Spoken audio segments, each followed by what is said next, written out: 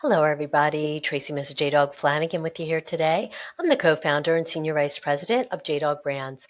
Welcome back to another exciting episode of Tactical Treasures Podcast, sponsored by the JDog Foundation. Our podcast gives the military community a voice in the veteran space to share their stories of service, how they continue to make a difference in civilian life, and they share with me a tactical treasure that has shaped their journey in their military career, business, or life. Today, I am honored to speak to Audree Bobinger, who is a financial planner, Navy veteran, and founder of Audree B Financial, a fiduciary planning practice specializing in women experiencing sudden or windfall wealth through death, divorce, or inheritance. A Series 65 licensed investment advisor representative and CFP candidate completing her MS in financial planning at Whitworth University, Audree brings military-grade precision to one of life's most financially vulnerable transitions. She is a founding member of the Washington Financial Educators Council Advisory Board and serves clients through her proprietary 90-day roadmap, a structured framework moving women from crisis to clarity to lasting financial independence. Named a lighthouse by her clients and colleagues alike, Audree's brand promise is simple: steady, not perfect. She is a single mother of two, a proud Navy air crewman veteran, and a long-term advocate for financial literacy access. Hello, Audree. Welcome to Tactical Treasures Podcast, and thank you so much for your service to our country, ma'am. Thank you so much, Tracy, for having me. It's such an honor. I'm very excited about today. I know. I'm excited for our discussion. But I would ask just a few questions first. What Absolutely. inspired you to join the Navy? Yeah, that's a great question. I love to tell the story about growing up here in the Pacific Northwest. There's lots of military bases in the Seattle-Tacoma area. And both my grandmother and my mother used to work on base in the commissaries as general contractors. And so when I was young, I would go and work with them on base. I would always see the military members in uniform, hear the planes flying overhead. And I just loved the atmosphere. And then also, if I'm being real honest, one year we had the Blue Angels come and do an air show. Oh, And wow. oh my gosh, I was just hooked on naval aviation. I'm like, those are the best pilots in the world doing the most craziest stunts. I want to be doing whatever they're doing at some point. So that's what inspired my love for naval aviation, for sure. Oh, wow. Wow. I love Yeah, that story. That's a great story. thank you. So is there a particular aspect or moment from your time in service that was impactful in a positive way for you? Oh my gosh. Yeah, I had several. I think being a female in the military, there's some good, there's some bad. But I think some of the most impactful moments for me were definitely getting certified to do my job, which was very unique and kind of a niche experience. So I think just being in that atmosphere was really impactful for me. Getting my naval air crewman wings. They're the only enlisted job that gets golden wings, and so that was really impactful for me. And Oh, getting my wow. mentor to hand down his wings, and just some of the traditions that go along with naval aviation was really impactful.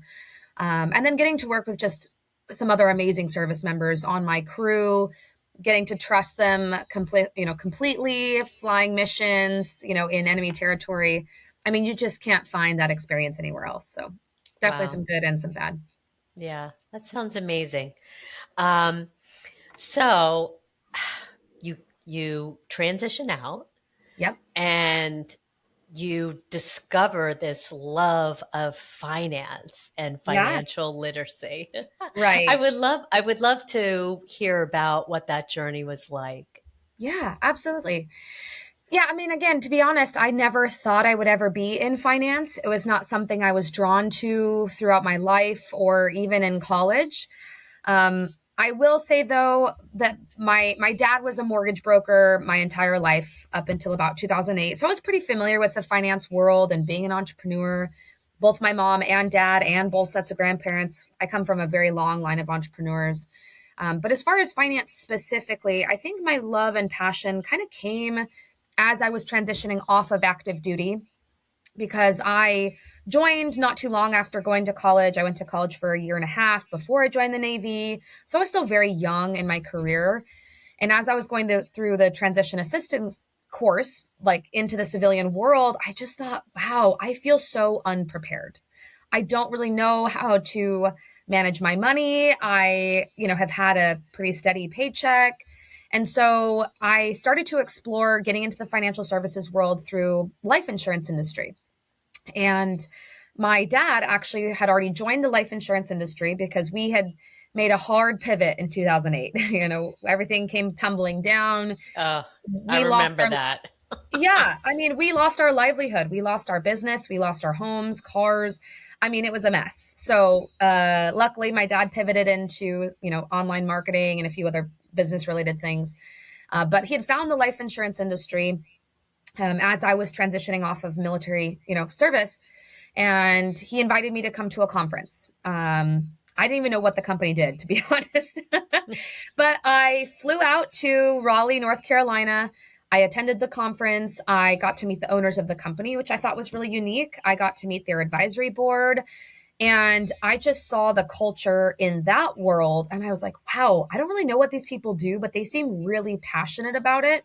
They seem very driven in their mission to make the world a better place. And that's something that I just want to be a part of. So I think the love for the finance and the financial literacy aspect came very shortly thereafter once I really got immersed in that culture. But I think that was kind of just the very beginning. It was the catalyst of just learning more that I wanted to know for myself. But then through that process, really getting to educate other service members, other just average Americans that needed to understand what it is I had learned. And I think that's kind of where this passion, this hunger, this urgency kind of came from, is just to really help other people understand what it is they should know, but really none of us got taught anywhere. You know what I mean? Right, right. And, I know what you're saying, because a lot of times when you think about it, a lot of, service members go in very early. Yeah. Maybe they've only had like a year of college, or they go right in after high school, Yeah. and they're not teaching budgeting or finances in high No. school at all. No, at all. And so they go in, and basically everything's taken care of for Hmm. them.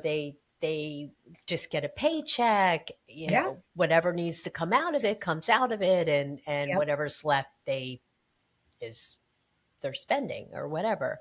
Right. And then all of a sudden they transition and they're in the civilian world, and they don't know how to budget, they don't No. know, right? Yeah. Yeah. Well, and I mean, just from my own personal experience, I did the same thing. It's funny because you can tell when service members get out of boot camp, because then they go and buy expensive cars they have no business owning. Right. They get into Yeah. major credit card debt, and unfortunately, this is a systemic problem everywhere, not just service members, but just in general. And so, I really wanted to do something that helped to change that narrative, to really help to change that thought process. And I'm hoping that eventually we can teach our service members, fresh out of boot camp, hey, these are good money habits. Like, yes, you have good credit now. Yes, you've got this money sitting in the bank. Yes, you have consistent income, but that doesn't mean you have to go and spend it all. And so my goal is to teach workshops, to host webinars, to go to in-person events, to just help spread that awareness of financial literacy education. So that way we can feel like we are making more informed and educated decisions. Right. And yeah, I mean, I remember in high school, I took accounting one and accounting two, and Sure. I mean, I got an A in those classes, but it didn't teach me anything about a budget, Mm-hmm. or how to budget my money, how to, you know, uh, put money aside for monthly Right. bills and all Yep. that sort of thing. And they don't teach that at Right.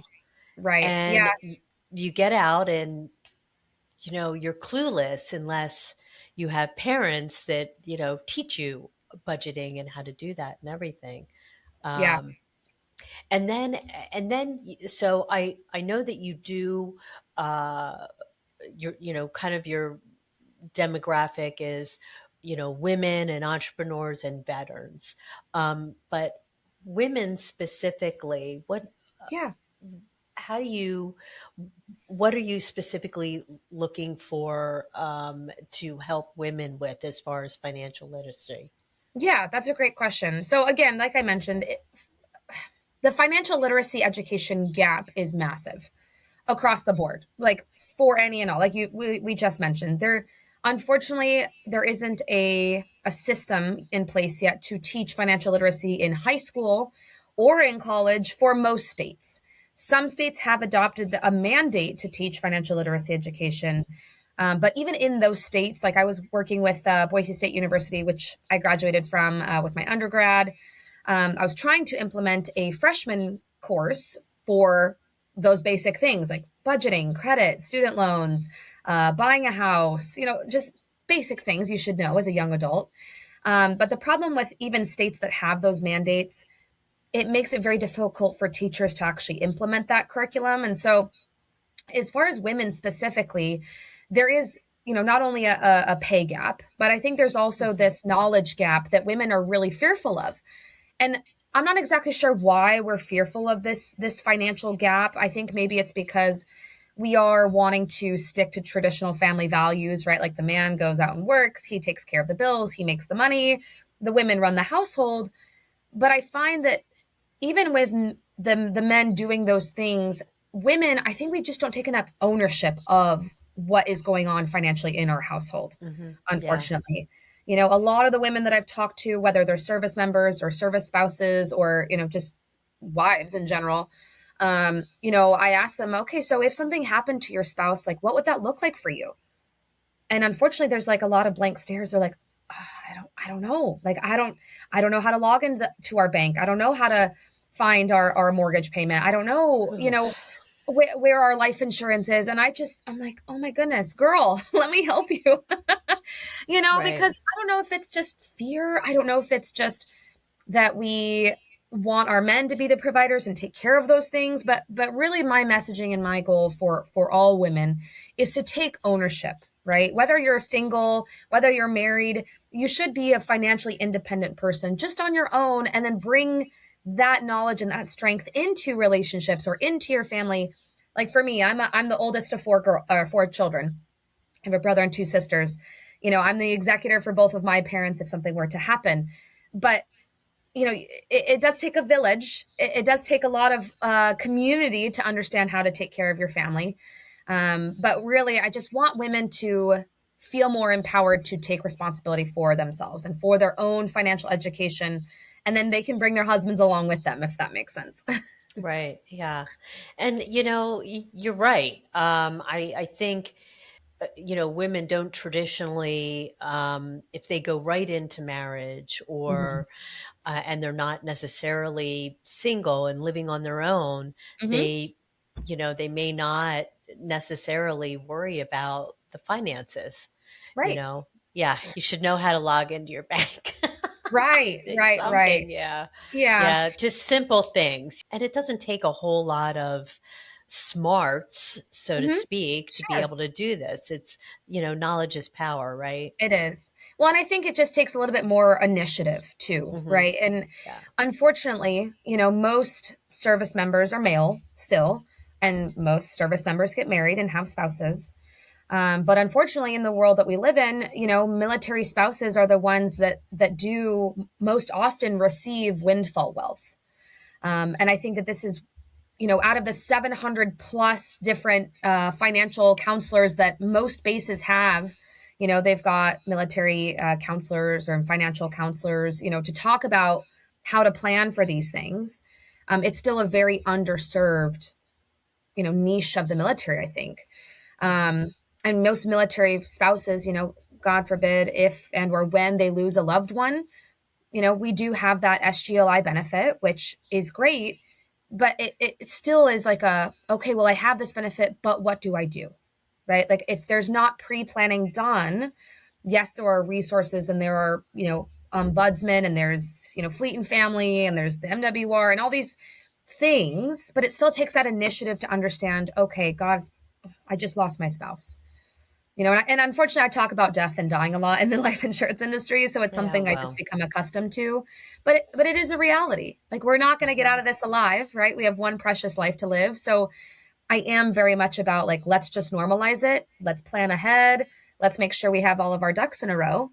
And so, you know, it's a matter of, okay, understanding that this may happen. But without these proper elections in place, as far as the other survivorship benefits, that's another thing to make sure that service members are aware of. If you are a veteran, right, but then you pass away, what does that look like for the surviving spouse? How do they plan ahead? How do we have these conversations ahead of time? What resources should I be reaching out to? How do I plan to receive $400,000 when I've never had $400,000 before? What does that look like? How do I invest it? How do I make sure my kids are set up? So just often when women are receiving that inheritance, it's immediately complex overnight. right. You're subtly Sure. holding all this windfall wealth with no roadmap, no advisors in your corner, and so that's kind of who I'm wanting to build my practice around, is just those people that need my help, that need some sort of plan. And it's not to move the money right away either. My Mhm. approach is simply to take a beat. Let's get through the next 90 days. Let's take inventory of what do you have, what do you not have, what should you have had in place, or if you don't, okay, what are the tax ramifications, what are the legal ramifications? How do we make sure we just don't make irrevocable financial decisions because we're in the heat of emotion, if that makes sense. Right, right. You spent years following a mission.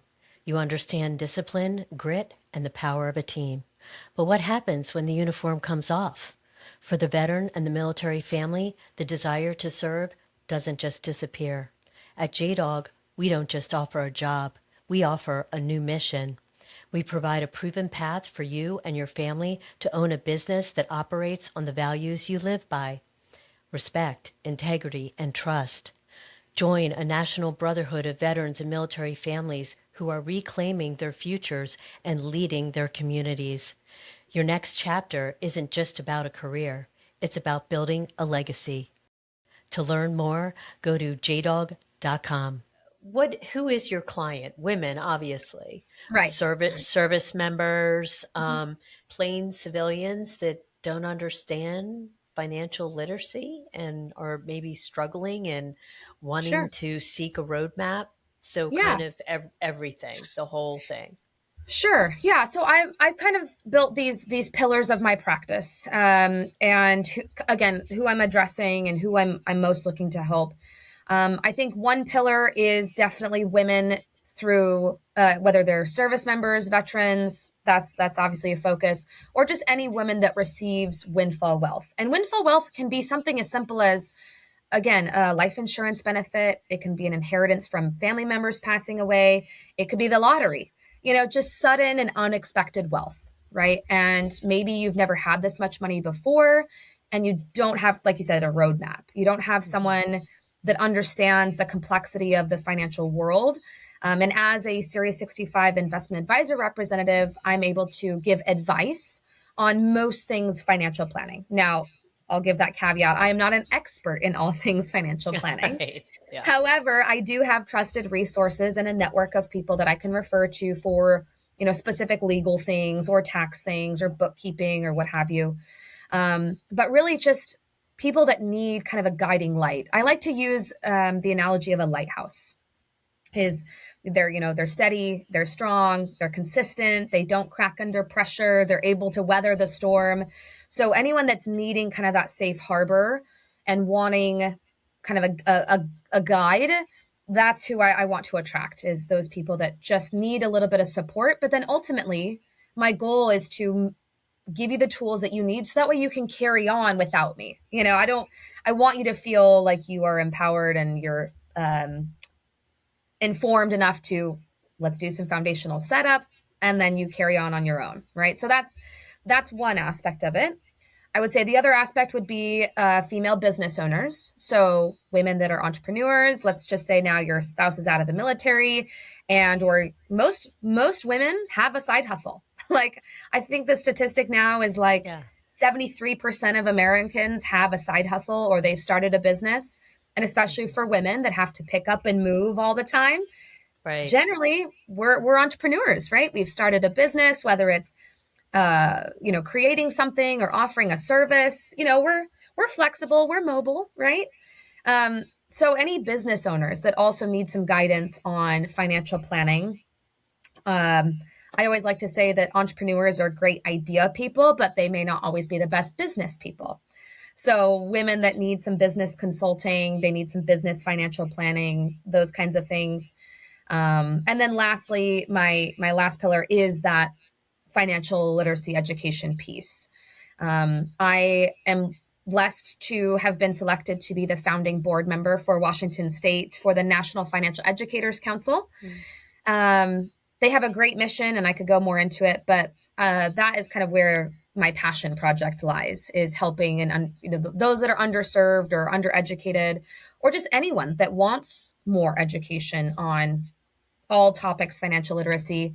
I do speaking engagements, workshops, pretty much anything and everything when it comes to that education piece. So Wow. hopefully that Yeah. answers your question. Oh, it does, and more. And actually, I mean, would you like to see something in the education sector of schools? Oh, And and are you have any ideas about how we as a country might work towards that? yeah, yeah, absolutely. So through my partnership with National Financial Educators Council, um, we've actually just launched a campaign called Make Financial Education Core. And so, what the National Financial Educators Council does is they are a B level corporation, which means that they are, um, you know, committed to highest socioeconomic good in the world. They're based out of Vegas. I think we have state chapters in, I believe, 23 states now. I think Mhm. we're adding more. And so Washington was a new one. I started in October with them, but really their mission and goal is to provide high quality educational resources. They've actually developed a curriculum from everything pre-K through adulthood when it comes to financial literacy. And Wow. so anyone in the world that just is passionate about teaching financial literacy can access their curriculum.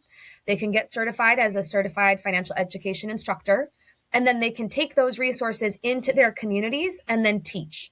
And so, really, the goal is that we get more people involved in each individual state. We also are actually working with lobbyists in most states in Washington, D.C., to actually bring that legal change to help implement these financial literacy mandates that some states have, but then actually make it easier for teachers to access their curriculum. It's already done. It's already been vetted. It's already been, created with over 5,000 educators to then just be able to plug and play. But Right.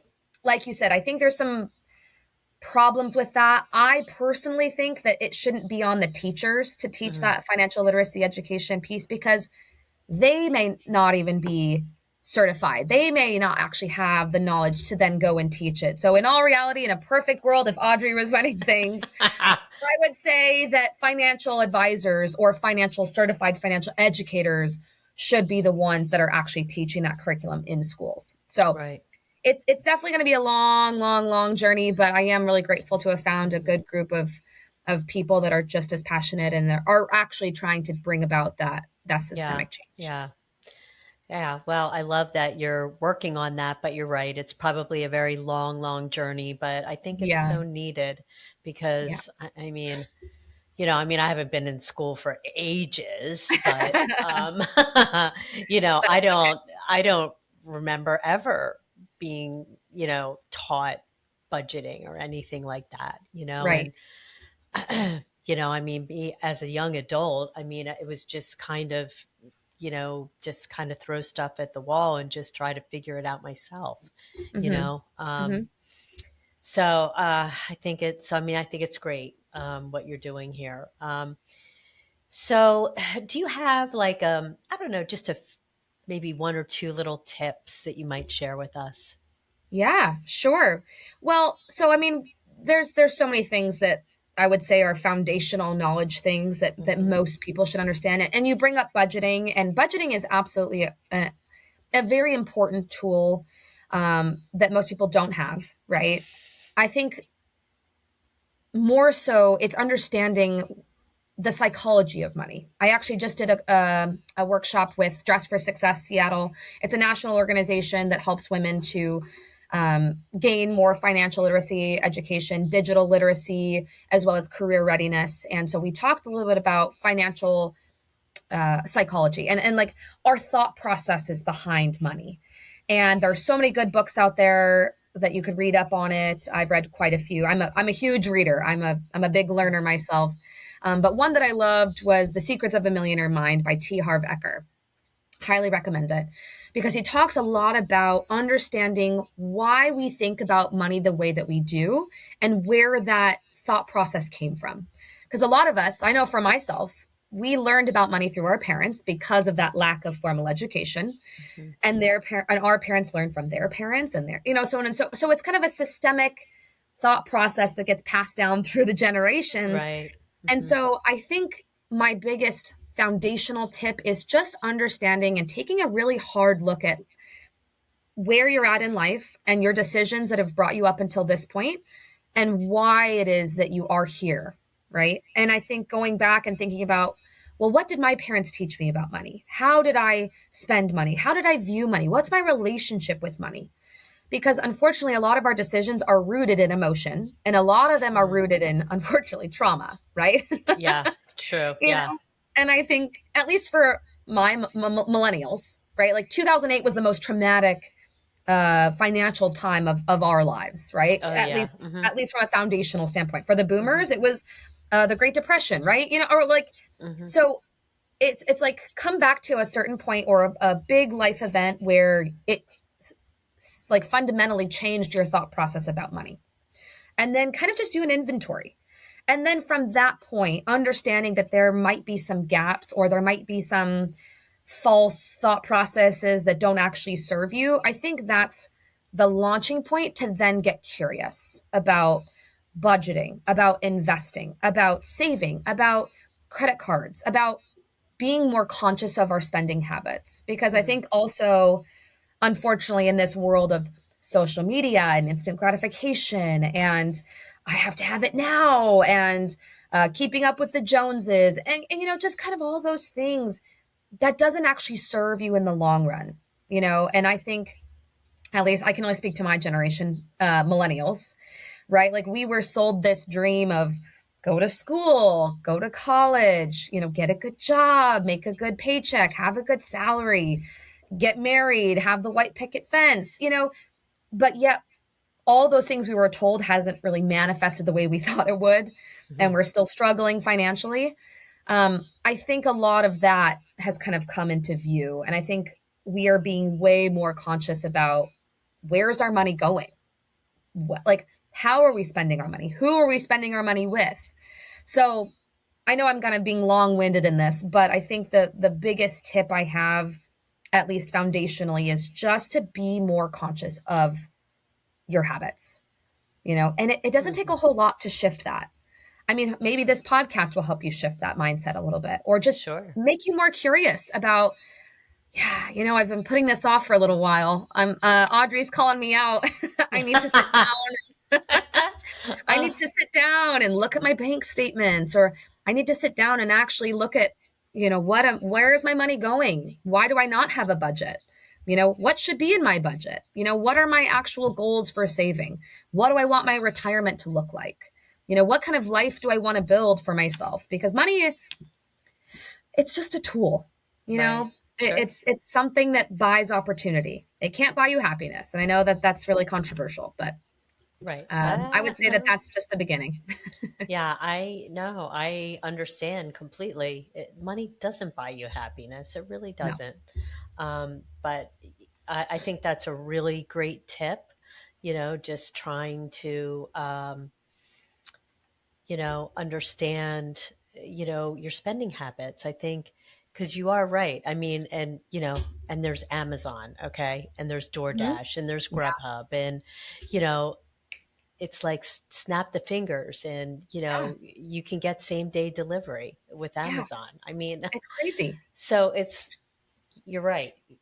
Sometimes it just means to take a hard look at your spending Hmm. habits. Right. Um, Well, and if Audrey, I could this, say just one more oh, thing on that, Tracy, I mean, sure. it's just, I think the other big tip, like now I'm thinking about it, is about 35% of active duty service members have less than 3 months of emergency savings. And to me, and emergency savings in general, right?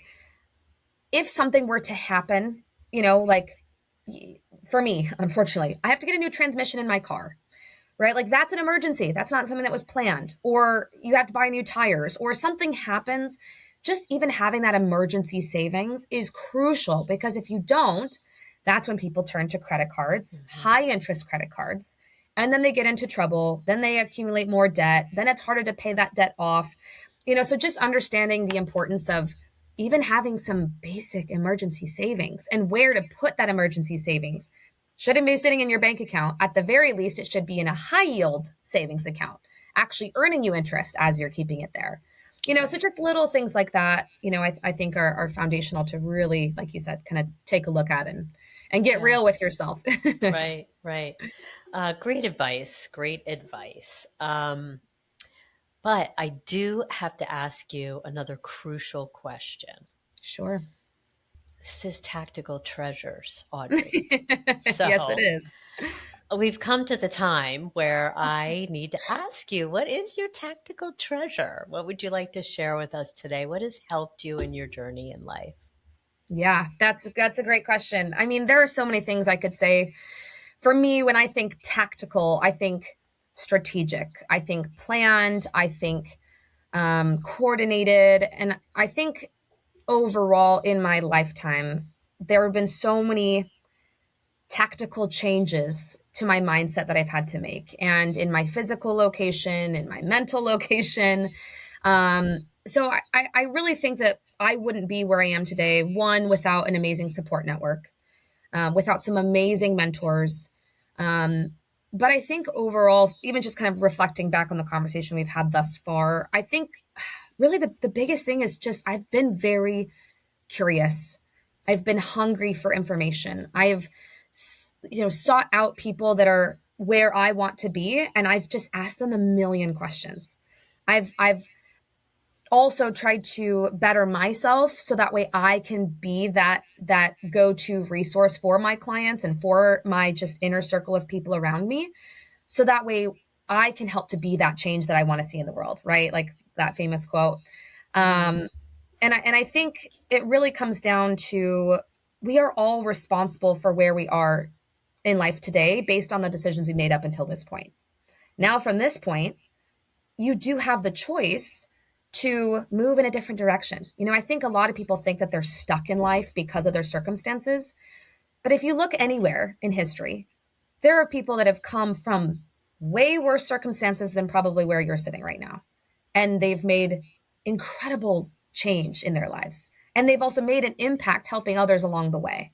mhm. And so I think that's my kind of manifesto is like, I just want to do good in the world, help as many people as I possibly can from as high a level as I can, and then kind of just hope that other people pay it forward, that they take what they learn and they share it, and it's that little ripple effect. Right. And that's really, I think, it for me is come down to it. It's just a matter of um, being a good citizen of the world. Oh, I love that. That's a great mantra and a great outlook. Um, because yeah, like you said before, it takes a village, and we can all learn from one another, and we can all help one another, and Right. sharing knowledge and resources. I love that. This has been amazing. I've loved our conversation today. But before you go, can you Yes. tell us where we can find and connect with you, and Yeah. where we can find out more information on all your wonderful services? Yeah, absolutely. Thank you so much. So you can find me at my website, which is very simple, audreeb.com, Audree. I say D, two E's, B is in Bravo.com. That's my website. I host several different events. You can find all of my event list there. I put free resources there. You can also find me on Instagram, just audreeb_financial. LinkedIn, Audree Bobinger. I mean, you can kind of just type in Audree Bobinger on Google now, and luckily I'm all over the first page. Audree Bobinger is kind of a unique name. But yes, I would love to connect with anyone that may need my services, wants to just have kind of an ear to listen to. And that's, I think, the other thing, Tracy, is I've built my practice around being that I am just a singular human. I'm very easy to contact. I'm not some big conglomerate, that you can't get a hold of, or you have, the dreaded phone tree where you have to Right, get, I know. you know, Press one for this, two for yeah, that. Yeah, right, right. Yeah, exactly. So, again, I am backed by several amazing organizations. API Financial Advisors is the registered investment advisory firm that I'm with. So you can also find their website on my website. Symmetry Financial Group is the privately owned insurance and retirement planning company that I represent. So I am, a little bit more independent, but I do have some amazing organizations that I'm registered and licensed through. So you can find me on their websites as well. That's awesome. Thank you so much for that information. And thank you so much for your time today, Audree. It's been Absolutely. amazing to speak with you. And thank you for sharing all this amazing information. I Thank you love so it. much, Tracy, for having me. I appreciate you. I appreciate you too. God bless. Thank you. God bless. Hello, viewers and listeners. Thank you so much for tuning into this enlightening Tactical Treasures podcast, where we've just finished up a conversation with Audree Bobinger, Navy veteran and a Series 65 licensed fiduciary and the founder of Audree B. Financial. Audree specializes in helping high-achieving women and entrepreneurs navigate the complexities of windfall wealth, whether that's through business success, inheritance, or major life transitions like divorce. With over 10 years of expertise, Audree moves beyond basic numbers to provide strategic wealth and retirement planning tailored to your business goals, specialized support for military families and those managing sudden wealth, a clear roadmap to remove the overwhelm from your financial future. As Audree says, you're building an empire. I make sure your money does too.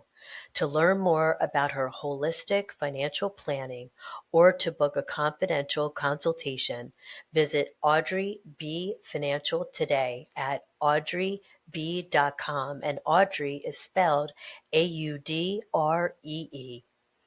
Again, thank you for tuning in.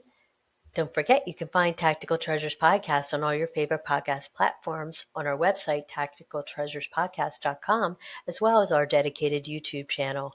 As an official radio partner, Tactical Treasures is airing on Reach Across America Radio on Wednesdays at 5 p.m. Eastern and Saturdays at 10 a.m. Eastern for the encore. You can also find Reach Across America Radio on the iHeartRadio app, the Odyssey app, and the TuneIn app. JDog is honored to be an official Wreaths Across America sponsorship group. When you sponsor a $17 Veterans Wreath through our group, $5 goes straight to the JDog Foundation to help heal our heroes. Your contribution directly supports our mission to prevent veteran suicide and provide lasting mental health and PTS resources. You can donate right now at wreathsacrossamerica.org/JDog. Again, thanks for tuning in, and we'll see you again on another podcast real soon. Bye-bye now.